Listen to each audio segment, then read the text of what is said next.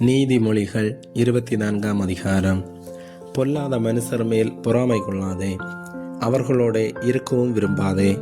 அவர்கள் இருதயம் கொடுமையை யோசிக்கும், அவர்கள் உதடுகள் தீவினையை பேசும். வீடு ஞானத்தினாலே கட்டப்பட்டு விவேகத்தினாலே நிலைநிறுத்தப்படும். அறிவினாலே அறைகளில் அருமையும் இனிமையுமான சகலவித பொருட்களும் நிறைந்திருக்கும்.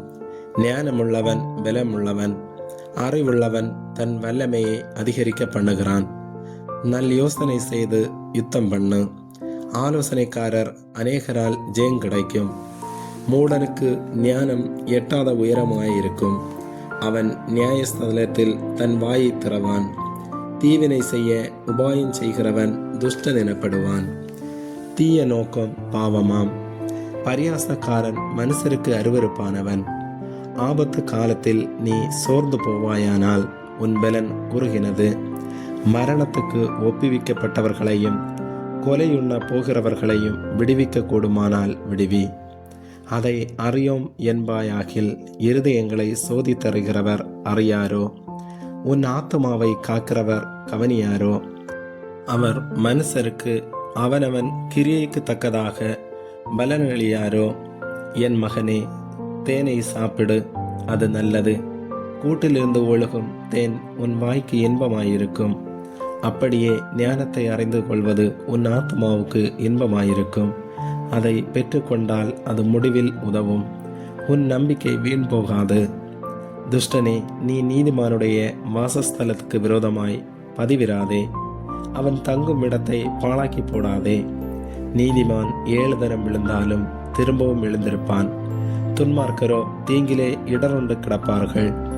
உன் சத்துரு விழும்போது சந்தோஷப்படாதே, அவன் இடரும்போது உன் இருதயம் களிகூறாதிருப்பதாக.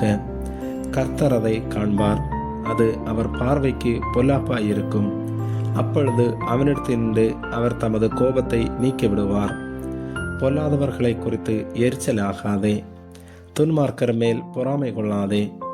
துன்மார்க்கனுக்கு நல் முடிவு இல்லை, துன்மார்க்கனுடைய விளக்கு அணைந்து போம். என் மகனே, நீ கர்த்தருக்கும் ராஜாவுக்கும் பயந்து நட. கலகக்காரரோட கலவாதே, சடுதியில் அவர்களுடைய ஆபத்து எழும்பும். அவர்கள் இருவரின் சங்காரத்தையும் அறிந்தவன் யார்? பின்னும் ஞானமுள்ளவர்களின் புத்திமதிகள் என்னவெனில், நியாயத்திலே முகதாட்சணியம் நல்லதல்ல. துன்மார்க்கனை பார்த்து நீதிமானாய் இருக்கிறாய் என்று சொல்லுகிறவனை ஜனங்கள் சபிப்பார்கள்.